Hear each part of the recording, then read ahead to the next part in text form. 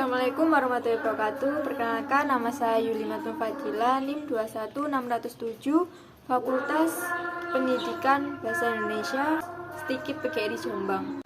Saya membuat video ini untuk memenuhi ujian tengah semester mata kuliah perkembangan peserta didik yang diampu oleh Dr. Fitri Resti WMPD. Berikut ini video saya. WHO atau World Health Organization menetapkan coronavirus disease atau COVID-19 sebagai pandemi pada hari Rabu tanggal 11 bulan 3. Penetapan itu didasarkan pada persebaran virus secara geografis yang telah mencapai 114 negara. Sebelum menjadi pandemi, virus corona disebut sebagai wabah ketika menjangkiti penduduk Wuhan, Tiongkok pada awal Januari 2020. Virus ini menyebabkan pneumonia sehingga jumlah kasus penyakit tersebut langsung meningkat dengan signifikan.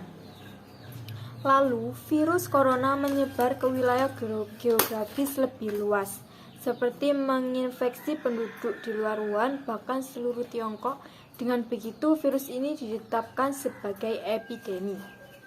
Penyebaran epidemi yang berlanjut ke negara-negara lain mengakibatkan penularan lokal dan menimbulkan wabah di negara itu disebut sebagai pandemi. Dalam kasus virus corona, Italia, Iran, dan Korea Selatan kini memiliki kasus terbanyak setelah Tiongkok. Agar terhindar dari COVID-19 yang dilakukan Februari lalu dan ditargetkan selesai pada akhir Juni, pemerintah merencanakan pembukaan pembelajaran tatap muka atau PTM pada bulan Juli saat pembukaan pembelajaran baru dimulai. Adanya virus COVID-19 pada tahun 2020 memberikan dampak yang luar biasa hampir pada semua bidang, salah satunya pada bidang pendidikan. Dengan adanya virus COVID-19 ini membuat proses pembelajaran menjadi berubah dari yang tatap muka menjadi pembelajaran jarak jauh. Tetapi dalam keadaan seperti ini pun guru masih tetap harus melaksanakan kewajibannya sebagai pengajar, di mana guru harus memastikan siswa dapat memperoleh informasi atau ilmu pengetahuan untuk diberikan kepada siswanya. Pembelajaran jarak jauh atau daring ini dimulai pada tanggal 16 Maret 2020, di mana anak mulai belajar dari rumahnya masing-masing tanpa perlu pergi ke sekolah. Berbicara mengenai pembelajaran jarak jauh atau daring, maka pentingnya penugasan ilmu teknologi bagi seorang guru agar pembelajaran jarak jauh tetap berjalan dengan efektif di saat pandemi seperti ini. Mungkin belajar di rumah memang terlihat efektif, tapi untuk sebagian siswa atau mahasiswa termasuk saya menganggap belajar di rumah kurang efektif karena tidak bisa memahami materi secara langsung. Selain itu, banyaknya tugas membuat siswa atau mahasiswa sering mengeluh. Mereka masih belum memahami materi, tapi sudah diminta untuk mengerjakan tugas yang diberikan. Karena pembelajaran di rumah itu sering terganggu oleh jaringan atau habisnya paketan atau pemahaman kita yang kurang jelas. Sehingga saat ini banyak aplikasi bimbel online yang digratiskan untuk menunjang aktivitas belajar siswa. Sistem belajar online yang diterapkan menggunakan Google juga aplikasi lainnya untuk menunjang proses pembelajaran seperti Google Classroom, Zoom, hingga WhatsApp. Materi serta tugas pun diunggah melalui email, Google Drive, atau bahkan diunggah ke akun sosial media. Dalam pembelajaran daring mungkin kita sering menjumpai aplikasi Zoom.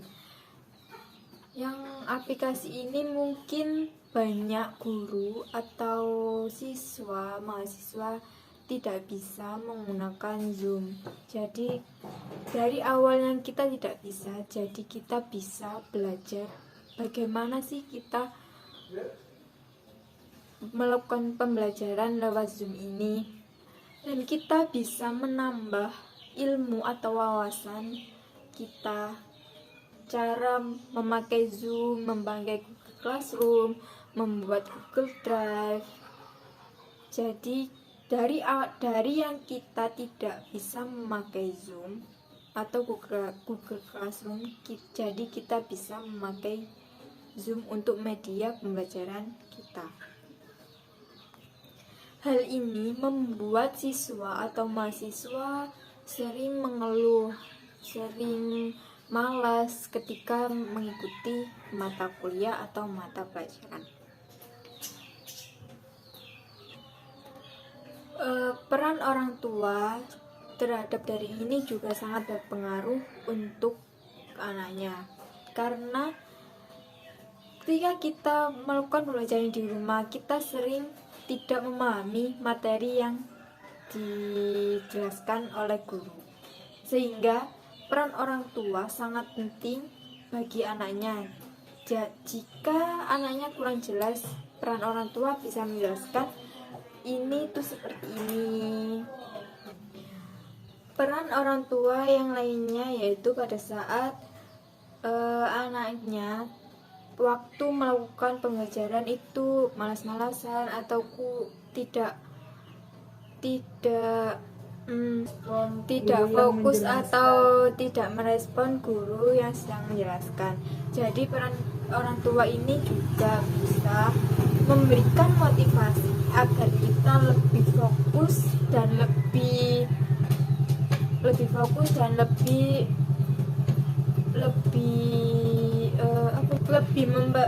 memperhatikan saat pembelajaran dimulai. Lalu untuk memutus penyebaran COVID ini, kita dianjurkan untuk mengikuti vaksinasi. Beberapa sekolah sudah menjalankan simulasi PTM dari sekarang.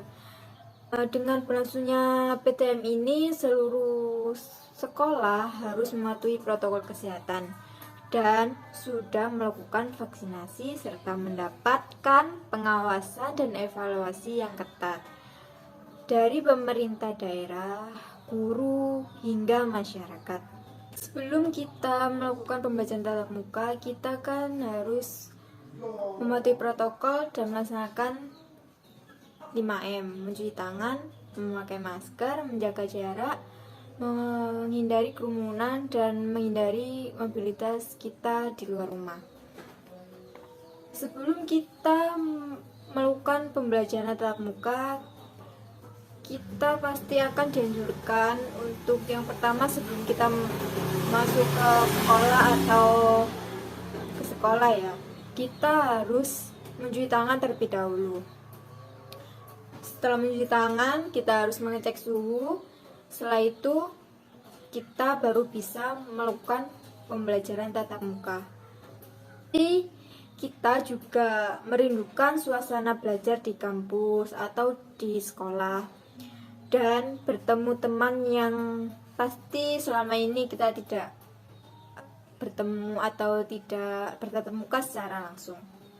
Mungkin itu saja yang bisa saya jelaskan tentang pembelajaran daring dan pembelajaran tatap muka.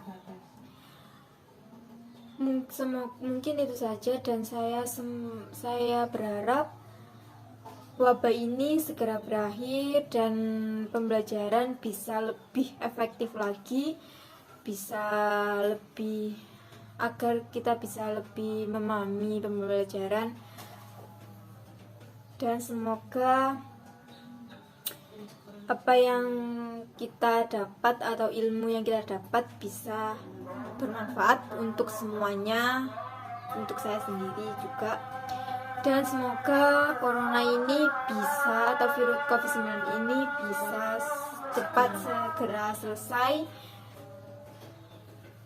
segera selesai dan berakhir. Mungkin cukup sekian dari saya. Wassalamualaikum warahmatullahi wabarakatuh.